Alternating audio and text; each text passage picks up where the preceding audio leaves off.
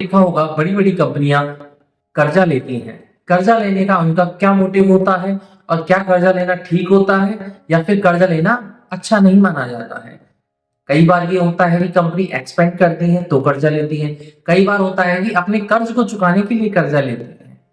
तो क्या कर्जा लेना ठीक है या नहीं है, आइए जानते हैं मेरे YouTube channel make investment easy. मैं पुष्पिन आपका बहुत बहुत स्वागत करता हूं।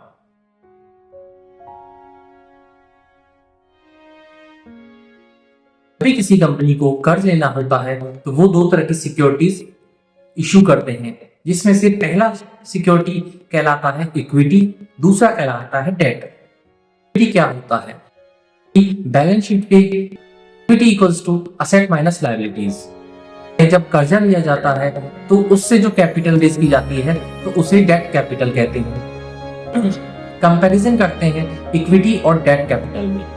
इक्विटी में और डेट में पैसा कैसे रेज किया जाता है? जब लेंडर से डेट लिया जाता है तो वो किसी थर्ड पार्टी से पैसा लिया जाता है एज ए डेट के रूप में, और इक्विटी में कुछ शेयर्स इशू करके उसमें आपको कर्जा मिलता है। के लिए डेट एक तरह से लोन का काम करता है और इक्विटी एक तरह से खुद का फंड, क्योंकि उन्होंने अपनी सिक्योरिटी जो कि इक्विटी के रूप में होता है उसको सेल कर दिया होता है। डेट में कंपनी के ऊपर ऑब्लिगेशन यानी देनदारियां होती हैं, और जबकि इक्विटी में कोई देनदारियां नहीं होती हैं। जो लेंडर्स इक्विटी शेयर्स खरीदते हैं वो उसके ओनर बन जाते हैं। डेट होता है वो शॉर्ट टर्म के लिए होता है, इक्विटी होती है वो एक लॉन्ग टर्म के लिए होती है। का स्टेटस इसमें जो डेट होता है उसमें वो लेंडर कहलाते हैं, इक्विटी में वो मालिकाना हक मिल जाता है। डेट में आपको इंटरेस्ट के रूप में कुछ दिया जाता है और इक्विटी में आपको इंटरेस्ट के रूप में कुछ नहीं मिलता है, या तो डिविडेंड्स मिल जाते हैं। वो भी कोई जरूरी नहीं है आपको डिविडेंड मिले, हो सकता है शेयर कंपनी प्रॉफिट में ना रहे तो वो डिविडेंड भी नहीं देती है। डेट में आपकी रेगुलर इनकम होती है और शेयर इक्विटी में आपकी रेगुलर इनकम नहीं होती है, क्योंकि शेयर मार्केट बहुत ऊपर नीचे या फिर फ्लक्चुएशन होते रहते हैं या फिर वोलेटाइल होते हैं। तब डेट में टर्म लोन हो सकते हैं, डिबेंचर्स हो सकते हैं, बॉन्ड्स हो सकते हैं, शेयर या स्टॉक आते हैं।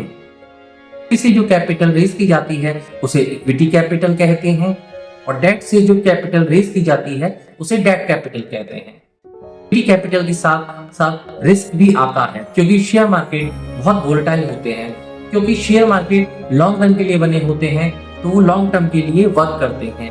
कभी भी आप शेयर मार्केट से शॉर्ट टर्म में अगर पैसा कमाने का सोचते हैं तो कभी भी सक्सेस होने के चांस बहुत ही कम होते हैं। जैसा कि मैं ग्रोथ इन्वेस्टर हूँ, पैसा इन्वेस्ट करके छोड़ देता हूँ, जिससे कि उनको ग्रो होने के लिए एक सफिशिएंट टाइम मिल जाए।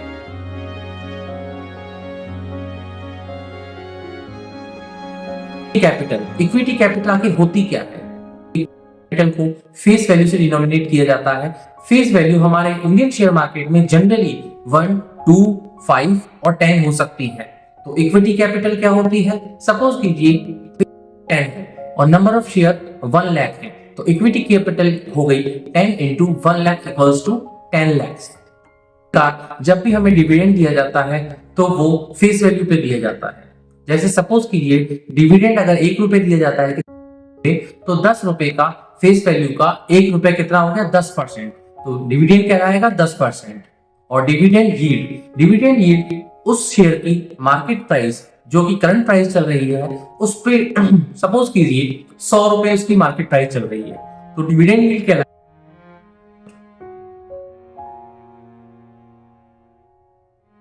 कैपिटल को दो तरीके से रेज किया जाता है, या तो इनसाइड शेयर होल्डर्स के थ्रू या फिर आउटसाइड शेयर होल्डर्स के थ्रू। इनसाइड शेयर होल्डर्स के थ्रू कैसे किया जाता है? इनसाइड शेयर होल्डर्स बड़े बड़े इंस्टीट्यूशनल इन्वेस्टर हो सकते हैं, या फिर कंपनी के लोग हो सकते हैं जो कंपनी में वर्क कर रहे हैं, या फिर प्रमोटर्स हो सकते हैं जिनको सेल करके कम पैसा रेज किया जाए। तरीका जो होता है तो सेकेंडरी मार्केट में सेल करके पैसा रेज किया जाता है। तो ये कहलाता है इनसाइड और outside share holders. Equity shares में इक्विटी कैपिटल से पैसा रेज किया जाता है तो कंपनी अपना मालिकाना हक बेचना चाहती है।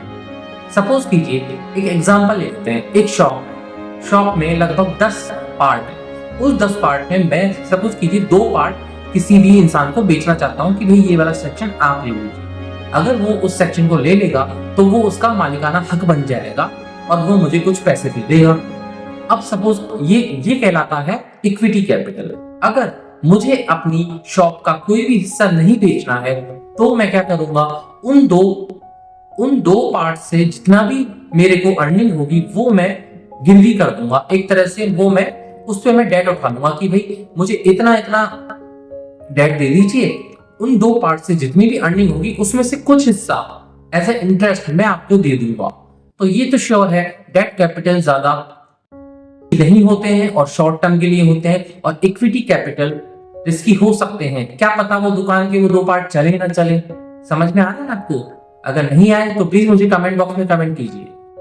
प्लीज क्या करती है, ईसोप एम्प्लॉय स्टॉक ऑप्शन प्रोग्राम लाती हैं, जिसके अंदर वो या तो उनको स्टॉक जब देती हैं तो कुछ ऑफ देती हैं, या फिर कंपनीज के जो भी वर्कर होते हैं उनको सैलरी की जगह ईसोप दे दी या फिर बोनस की जगह ईसोप दे दिए जाते हैं, जिससे कंपनी को पैसा ना देना पड़े। उसकी जगह वो उनको मालिकाना हक देते हैं। इक्विटी कैपिटल में आपको डिविडेंड दिए जाते हैं, लेकिन ये कोई जरूरी नहीं होता। अगर कंपनी प्रॉफिट में होती है तो कंपनी डिविडेंड देती है, लेकिन यह भी जरूरी नहीं होता। कई बार क्या करते हैं कंपनी अपनी ग्रोथ के लिए उस पैसे को रख लेती है। उस पैसे को रखने के बाद उसे रिजर्व फंड या सरप्लस फंड में डाल दिया जाता है।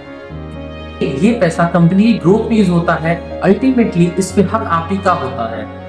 एक कॉन्सेप्ट निकल के आता है नेटवर्क। नेटवर्क आखिर क्या होती है? जो भी रिजर्व प्लस सरप्लस निकल के आता है वो सब मिला के नेटवर्क कहलाता है। सपोज कीजिए मेरे ऊपर जितने भी लोन है, मेरे ऊपर जितनी भी मेरी मशीनरीज है, उन सबको निकाल के जितना भी पैसा आता है, मेरी लैंड को ले लिया जाएगा, मेरी कंपनी को ले लिया जाएगा, मेरी मशीनरीज को ले लिया जाएगा और मेरे लोन्स को उसमें से लेस करके ले लिया जाएगा। वो कहलाती है आपकी नेट फंड। कैपिटल को जब रेस किया जाता है तो मैनेजमेंट का कंट्रोल आपके हाथों से निकलता है, क्योंकि उसमें पार्ट ओनरशिप, आपने देखा हो पार्ट ओनरशिप आपके हाथों से जाती है।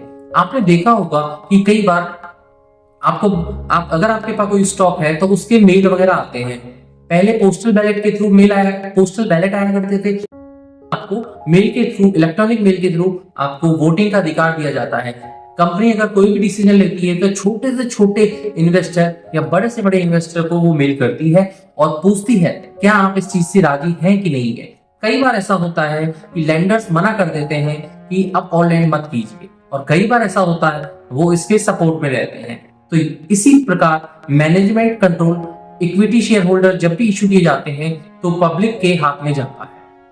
कैपिटल के फीचर्स ऑफ डेट कैपिटल के क्या फीचर हैं? डेट कैपिटल में एक फिक्स्ड टाइम कुछ इंटरेस्ट दिया जाता है लेंडर्स को, और वो हमेशा एक्सपेक्ट करते हैं कि वो पैसा उनको मिलता रहेगा हर 6 मंथ 12 मंथ जो भी है। और ये पैसा कैसे डिसाइड किया जाता है? ये पैसा हमारे सेंट्रल बैंक डिसाइड करते हैं कि भाई इतने डेट का अभी हमारा क्या वो चल रहा है इंटरेस्ट रेट। फिक्स पीरियड, मान लीजिए 3 साल का फिक्स पीरियड है, उस फिक्स पीरियड के बाद वो उनको प्रिंसिपल अमाउंट पूरा लौटा दिया जाता है। इंस्ट्रूमेंट कौन कौन से हो सकते हैं? इंस्ट्रूमेंट डिबेंचर्स हो सकते हैं, बॉन्ड्स हो सकते हैं, कमर्शियल पेपर्स हो सकते हैं, सर्टिफिकेट ऑफ डिपॉजिट हो सकते हैं। जो रेट ऑफ इंटरेस्ट रहती है वो फ्लोटिंग रहती है, क्योंकि ये हर 6 मंथ या फिर 3 मंथ या फिर मॉनेटरी पॉलिसी पे डिपेंड करती है। जो भी टैक्स से इंटरेस्ट मिलता है वो फिक्स नहीं रहता है, वो भी हर 6 मंथ या फिर बाय मंथली चेंज होता है। उसी के अनुसार आपको इंटरेस्ट दिया जाता है।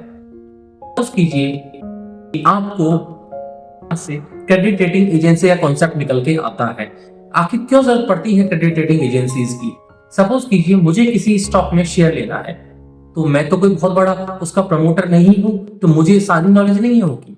लाखों ऐसे होते हैं जिनको कंपनी के बारे में बहुत कुछ पता रहता है, लेकिन मुझे पता नहीं होगा, तो मुझे कैसे पता चले? उसके लिए क्रेडिट रेटिंग एजेंसीज हायर की जाती हैं जो डेट कैपिटल को, इंस्ट्रूमेंट्स को रेटिंग देती है कि भाई ये वाला डेट ज्यादा अच्छा है, इसकी रेटिंग ये है।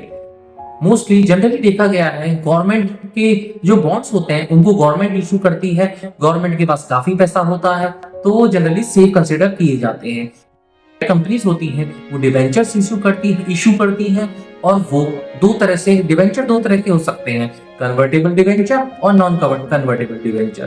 कन्वर्टेबल डिवेंचर का मतलब है जब भी डिवेंचर को मान लीजिए वैल्यू आ जाती है तो उसके बाद उसको अगर इक्विटी में कन्वर्ट कर दिया जाता है तो ये कन्वर्टेबल डिवेंचर होता है, और अगर प्रिंसिपल अमाउंट लौटा दिया जाता है तो ये नॉन कन्वर्टेबल डिवेंचर होता है। कैपिटल में सबसे पहले प्रायोरिटी क्या रखी जाती है? डेट कैपिटल में सबसे पहले प्रायोरिटी इंटरेस्ट की रखी जाती है। जितना भी इंटरेस्ट पे करना होता है सबसे पहले इंटरेस्ट दिया जाता है। इक्विटी शेयर होल्डर्स होते हैं उनको सबसे लास्ट में पैसा मिलता है। पेमेंट को हम एक तरह से ऑब्लिगेशन मान सकते हैं। सिक्योरिटी में आपको कोई भी सिक्योरिटी नहीं दी जाती है, जबकि इक्विटी सिक्योरिटी में आपको इक्विटी एज ए सिक्योरिटी के रूप में दिया जाता है। डेट में आपका मालिकाना हक नहीं होता है और इक्विटी में आपका मालिकाना हक होता है। तो इक्विटी डेट इंस्ट्रूमेंट को कन्वर्ट करा के इक्विटी में कर सकता है अगर कंपनी उनको ये अधिकार दे तो, नहीं तो अपना प्रिंसिपल अमाउंट लेके वापस बाहर निकल सकता है। इसके साथ इस वीडियो को समाप्त करते हैं। फंडामेंटल एनालिसिस के नेक्स्ट वीडियो में इस सीरीज को आप देखते रहिए, आप धीरे धीरे चीजें समझने लगेंगे, क्योंकि फंडामेंटल एनालिसिस कोई एक दिन का काम नहीं है। उसको समझने के लिए बहुत सारा टाइम चाहिए। हो सकता है मुझे समझाने में कुछ प्रॉब्लम आ रही हो, लेकिन मैं एज ए न्यू पर्सन हूं तो टाइम लगेगा मुझे भी इन सब चीजों को अडॉप्ट करने में। प्लीज मेरे चैनल को सब्सक्राइब कीजिए और मेरे साथ सीखिए stock market. We can learn together. Thank you. Signing off.